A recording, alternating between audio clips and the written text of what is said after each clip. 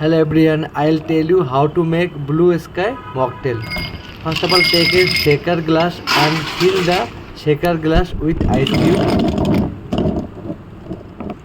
Then you have to squeeze one fresh lime to get 10 ml of lime juice. After that, you have to add 15 ml of coconut syrups.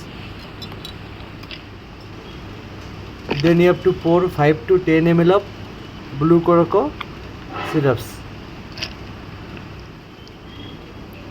Then you have to pour 180 ml of pineapple juice.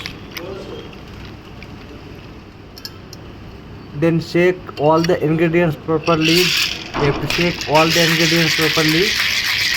Shake well and just take another central glass. Then you have to pour all the ingredients into the central glass. You can serve with stirrer and straw. Then you have to fill the glass with monster, and you can see the nice mocktail will be prepared. See how the fancy mocktail is. This is the refreshment mocktail. You can try. Okay, after that you can garnish with orange slice or mint spring, or if you are having pineapple, you can garnish with pineapple slices.